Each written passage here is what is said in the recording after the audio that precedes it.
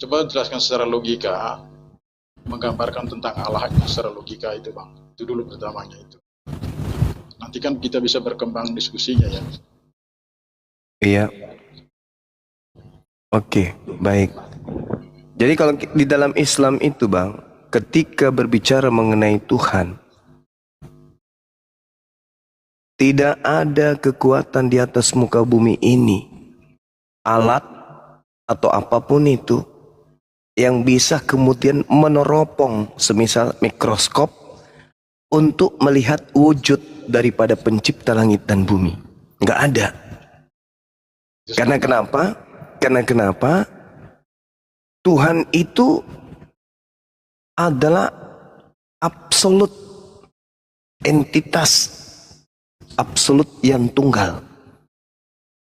Nah, sedangkan tidak ada yang bisa disetarakan dengan dia di alam ini.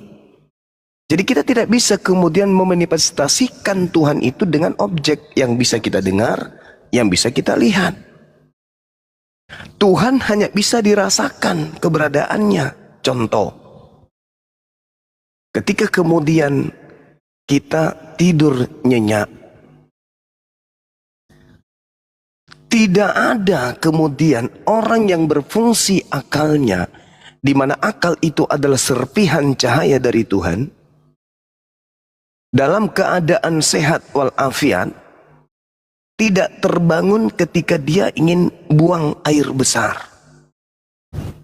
Nggak ada. Seketika, Allah gitu kan ya. benar sekali. Itulah yang diterangkan di dalam Al-Quran. Sanurihim ayatina fil afaq wa fi ampusihim. Aku akan memperlihatkan. Arabnya lah. Maaf. Aku akan memperlihatkan kepada mereka tanda-tanda kebesaranku di segenap penjuru alam semesta dan pada diri mereka sendiri. Jadi kami umat Islam menyentuh keberadaan Tuhan itu cukup hanya melihat diri kami ini. Bahwa siapalah kami ini yang tadinya lemah, kemudian belajar berjalan, kemudian berlari, sekarang gagah-gagahan dengan otot dada yang begitu bagus, lengannya. Siapa yang kita ini?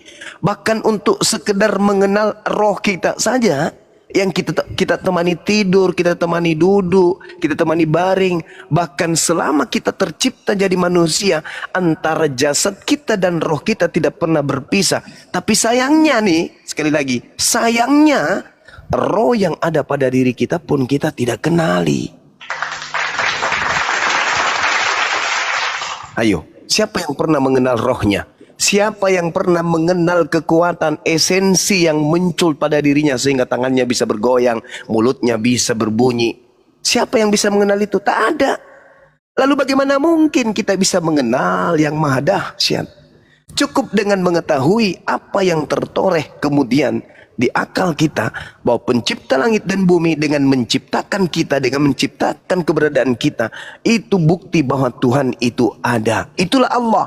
Sanurihim ayatina fil afaq wa fi anfusihim. Dengan roh itu kan ya, ada roh itu ya. Oh jelas, karena roh itu adalah satu dimensi serpihan dari keberadaan eksistensi Tuhan. Dengan adanya roh kemudian manusia yang berakal akan mengetahui bahwa segenap gerak rasionalitas akal budi, estetika budi, pekerti yang kita rasa, yang kita anut, yang kita yang kita lihat, itu semua adalah ruh manusia yang memiliki substansi imateri yang jelas bisa membuat gerak dan seterusnya. Gitu Bang. Juma kan percaya dengan roh itu. Dari mana Bang Juma mengetahui roh itu? Oh jelas Bang. Bisa ini paham juga itu Bang. Iya. Al-Quran menerangkan kemudian bahwa tidak ada manusia yang diberi pengetahuan tentang roh. Itu Al-Quran. Dari Al-Quran ya Bang, maksud saya dengan logikanya Abang itu. Oke. Di dalam kehidupan kita sebagai manusia, roh ini adalah kehendak Tuhan dalam diri manusia. Roh tak terjelaskan dalam kecerdasan ide manusia manapun. Manusia tidak disebut sebagai manusia jika ia tidak memiliki ruh. Ia akan berubah menjadi jenazah atau mayat ketika dia tanpa ruh. Tetapi ketika ia tak berakal atau gila sekalipun, ia masih menyandang kedudukannya selaku manusia, meskipun akalnya tidak berfungsi. Tetapi ketika kemudian jasadnya tanpa roh, meskipun dia seorang profesor tanpa roh, maka posisi manusia itu disebut jenazah, bukan lagi manusia. Artinya bahwa belum pernah kita temukan adanya pemberitaan telah terjadi kebakaran, 3 mayat melarikan diri. Tak ada itu, Bang. Kenapa? Karena dimensi kehidupan sudah tak ada pada diri kita ini. Itulah yang disebut roh. Itulah yang disebut roh. Manusia kita nih harus menyadari entitas roh di dalam diri kita. Bahwa di sanalah kemudian, Maaf ya Bang, gimana? saya sangat hormat sama Bang Juma. Maksudnya begini, itu kan penjelasan seperti Bang Juma katakan itu, saya rasa itu kalau saya berpikir dari sisi logika saya juga, itu kan penjelasan dari sisi iman, bagian dari iman juga itu. Tapi maksud saya penjelasan secara logika untuk membuktikan bahwa itu memang roh itu adanya itu, seperti apa gitu loh. Ini kan maksudnya, maaf ya Bang Juma ya, saya menghormati Bang Juma, tidak mengejar ini, tapi supaya saya mengetahui aja. Ya, tadi saya sudah menjelaskan padahal ya, bahwasanya roh di dalam diri manusia ini itu tak terjelaskan dalam kecerdasan ide manusia manapun. Tak ada yang dikatakan iman itu Bang, itu maksud saya mungkin itu. Oh, bukan iman, bukan iman kawan. Bukan iman itu tataran Ya, logika kalau sehat. dijelaskan secara logika, menurut saya ya Bang, maaf, menurut saya dijelaskan secara logika nggak akan ketemu itu roh itu. Ya, tadi saya katakan padahal bahwa roh tak terjelaskan dalam kecerdasan ide manusia manapun. Anda paham tidak penjelasan saya? Yang tak terjelaskan itu apa yang nanti jadinya itu Bang? Nah, untuk mengetahui kemudian adanya roh, itulah yang disebut akal. Penggerak eksistensi yang ada pada diri manusia itulah akal. Betul, sepakat itu, sepakat. Tapi maksud Nah, saya, itu dia makanya. kita itu kan jangan mengatakan, maksud saya begini ya. Ini pribadi saya ini Bang, maaf banget. Tidak bisa kita hanya bermain dengan logika saja tanpa ada iman. Harus seiring sejalan gitu kan. Menurut saya ya, seiring sejalan logika dengan iman itu. Tetapi ada saat kapan kita memakai logika itu, saat kapan kita menggunakan imannya gitu. Ya, itu betul kawan. Betul. Itu betul. Sayangnya sesuatu yang tidak masuk akal senantiasa selalu diakal-akalin untuk dijadikan sebagai konsep satu kebenaran semu. Padahal kedudukan akal itu mendudukkan objek-objek pada nilai-nilai tertentu, yang mana nilai itu bisa dikatakan benar, bisa dikatakan salah. Yang salah tetap salah, yang benar dikatakan tetap benar. Sedangkan kalau di iman saja yang tanpa akal, itulah yang terjadi seperti saudara Kepas tadi, bahwa ketika masuk Kristen tidak boleh menggunakan logika. Ini yang salah. Harusnya ketika masuk Kristen maka gunakan logika. Ketika logika Anda tidak kena kepada kepercayaan Anda, ya tinggalkan kepercayaan itu. Karena tolak ukur kesempurnaan manusia itu adalah penggerak eksistensi yang disebut akal dan ruh kita ini. Pembeda antara hewan dan manusia itu adalah akal gitu loh. Maksud saya kan begini ya, bicara tentang iman itu kan tidak bisa dijelaskan secara logika memang. Gitu. Jadi kalau saya katakan begini, kita bicara definisikan tentang Allah itu yang sangat besar, itu kan tidak terbatas pada ruang dan waktu. Tidak bisa dijelaskan secara logika memang.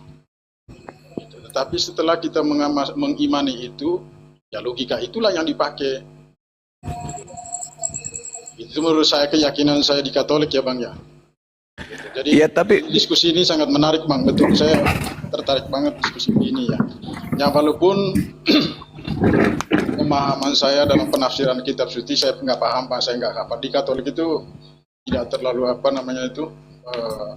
mewajibkan untuk menghafal ayat segala macam itu tidak. Jadi lebih kepada implementasi daripada kitab suci itu aja. iya, jadi Menurut saudara, Biar saya tidak mengetahui. menurut saudara, untuk membenarkan sebuah kepercayaan, apakah perlu akal?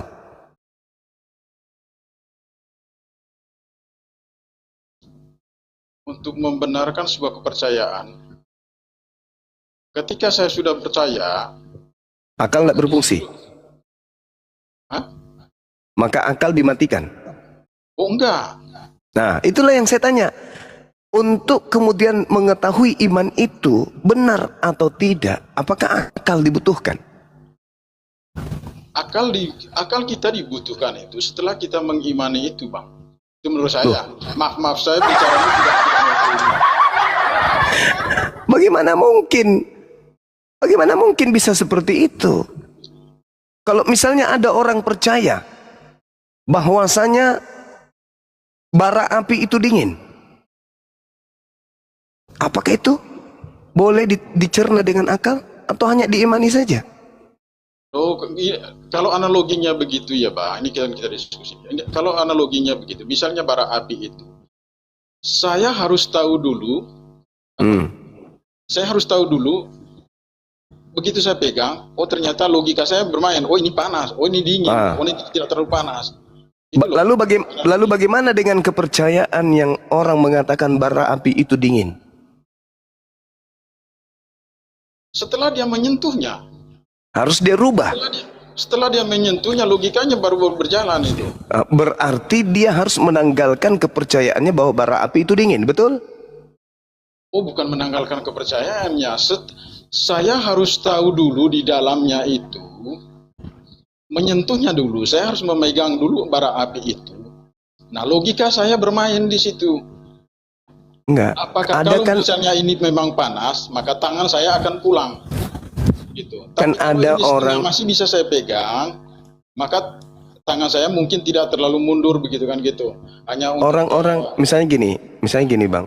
Anda punya anak, Anda ajarkan menyembah kepada anak Maria. Apakah dia menggunakan proses akal dulu atau imani aja ikut bapaknya? Bang, logika kita bermain itu kan setelah kita di dalam, di situ kita mengetahui, oh ini ajarannya tidak baik, oh ini ajarannya benar. Itulah pertanyaan saya, ketika kemudian anak Anda besar bertumbuh, apakah mereka mengolah kemudian iman mereka terlebih dahulu, atau dia hanya didoktrin untuk mempertuhankan Yesus, anak Maria? Oh enggak, saya tidak mendoktrinkan. Kalau ke anak saya, ya saya tidak mendoktrin ke anak saya, tetapi saya punya kewajiban untuk mendidik mereka untuk menjalankan apa yang saya jalani, gitu loh. Ya, coba bagaimana Anda mempermainkan logika dia? Bagaimana sudah memahami dengan akal mereka di situ? Kalau merasa logika mereka itu tidak masuk dalam ajaran Katolik saya, silakan. Saya itu Ya, ini yang menarik, Bang. Dia di mana dia bisa. Ini yang menarik, Bang. Bagaimana Anda bisa melogikakan kepada anak Anda seorang Tuhan yang bayi imut? Coba kita buktikan ini dulu. Bukan cuma omon-omon. Coba. Bagaimana Anda bisa meyakinkan anak Anda ada Tuhan yang pernah menjadi bayi dilahirkan oleh seorang manusia? Bagaimana Anda bisa melogikakan itu kepada anak Anda? Saya tidak mendidik kan gini ya. Ini kan ada konsekuensi sosiologisnya juga, Bang. Gitu loh. Dalam kehidupan seharian kita, anak kita itu kan sudah pasti dididik dengan baik kan. Lalu ketika anak itu tidak tahu kemana arahnya, siapa yang mengarahkan dia? Pada saat dia tidak bisa berpikir loh. Ya kan? Pada saat anak ini tidak berdaya, siapa yang bisa menggerakkan dia selain orang tuanya? Nah, itu dia yang saya tanya. Bicara begini kan tidak hanya berpikir dari sisi iman atau logika. Inilah yang saya tanya. Bagaimana Anda membina kemudian keimanan anak Anda ketika diperhadapkan dengan keadaan Tuhan yang Anda sembah bernama Yesus itu pernah menjadi bayi imut? Seperti apa Anda mendidik anak Anda untuk kemudian memiliki iman yang betul? Sementara itu kan ini, Bang, ini kan ini gini ya.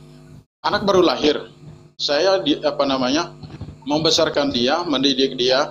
Karena dia tidak tahu dia kemana nanti arahnya itu, ya saya sebagai orang tuanya sebagai Katolik, saya mengajarkan dia sebagai Katolik. Iya, itu dia yang saya tanya, saudara. Sebentar dulu, di situ dia bermain logika, Bang. Nah, bagaimana logikanya main ketika ada Tuhan jadi bayi? Logika apa yang bisa dia pakai? Kalau misalnya logikanya dia tidak masuk di situ, silakan aja. Andanya yang saya tanya, Anda yang saya tanya, bagaimana Anda membodohi anak Anda untuk bisa mempertuhankan anak bayi? Lalu bagaimana cara Anda membuat dia bertuhan kepada bayi kalau Anda membodohinya? Coba. Bagaimana Anda kemudian menipu anak Anda untuk mempertuhankan seorang bayi kalau Anda tidak menipu dia? Bagaimana caranya? Jangan berpikir dari sisi itunya dulu, Bang. Justru karena itu saya tanya, bagaimana cara Anda kemudian? Logika saya mentok di situ. Oke. Logika saya mentok di situ. Coba Bang Juma jelaskan seperti yang Bang Juma tanyakan ke saya gitu. Jelaskan ke saya biar saya tahu gitu, biar saya paham. Lah, kami sederhana. Anak Bang Qul Juma lahir dari kecil, huwallahu dari bayi. ahad. Allah Bang itu Juma Maha jelaskan. Esa. Allah Maha Esa. Lam yalid walam yulad. Dari mana anak itu tahu kalau Allah itu Maha Besar? Ya, jelas alam semesta ini udah cukup. Tidak mungkin alam semesta ini diciptakan oleh anak bayi.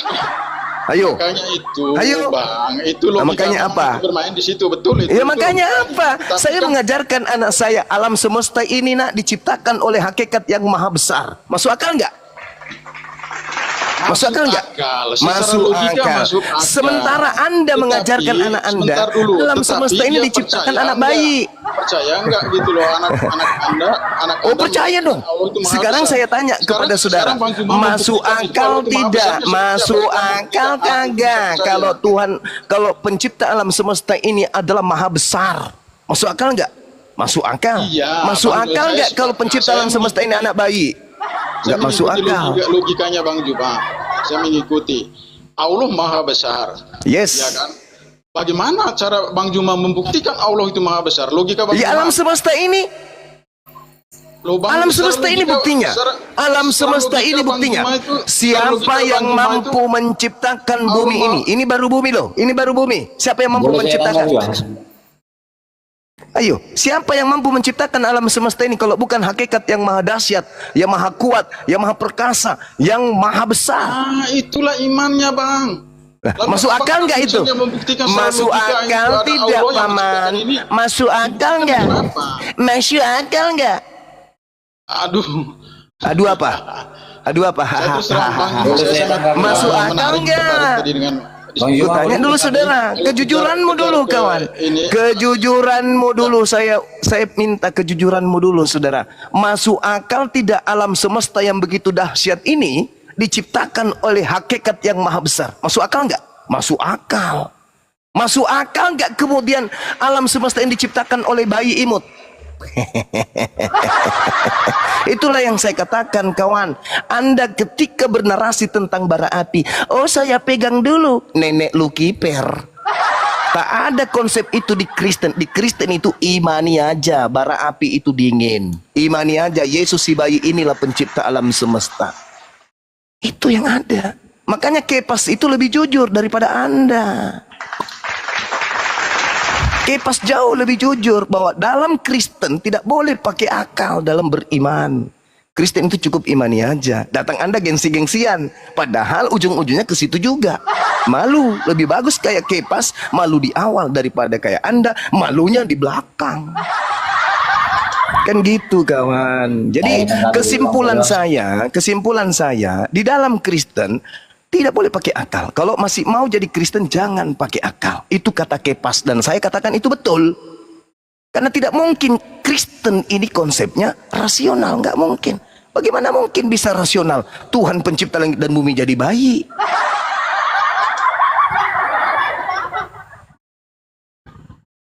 Jadi modal Anda itu cuma imani saja. Dan memang saudara, ini ilmu untuk Anda nih. Di dalam kitab saudara, menurut pendiri agama Kristen yang bernama Paulus itu, Di dalam suratnya 1 Korintus 1 nomor 19, di situ dia mengatakan, aku menghilangkan kecerdasan orang-orang terpelajar dan kemampuan berpikir cerdas akan aku lenyapkan. Baca itu kitab. Yang dikatakan tentang dia itu ya. Tentang Paulus Itu Paulus yang sudah mengatakan dirinya. Ya, 1 Korintus 1:9, aku akan menghilangkan kecerdasan orang-orang terpelajar dan kemampuan berpikir cerdas akan aku lenyapkan. Itulah kenapa secerdas-cerdasnya orang Kristen membuat pesawat misalnya, membuat mobil misalnya, tapi ketika berbicara mengenai agama yang dibentuk Paulus, seketika mereka tidak berakal. Seperti Anda, saudara Ngestrepo Putra, masuk Betul, santun, berbicara seperti orang intelektual. Tapi ketika berbicara mengenai agama, seketika Anda layu, seperti kepompong. Jasad kuat, otot kuat, bodi bagus, berdiri tegap, jalannya bagus. Ketika ditanya tentang imannya, kepompong keropos. Karena memang sudah konsep, Bang. Itu agama Anda, jadi jangan malu untuk mengaku itu. 1 Korintus 1 nomor 19, 2 Korintus 10 nomor 5. Kami mematahkan, kami membinasakan setiap pemikiran manusia dan merubuhkan semua kubu ketinggian pengetahuan Tuhan.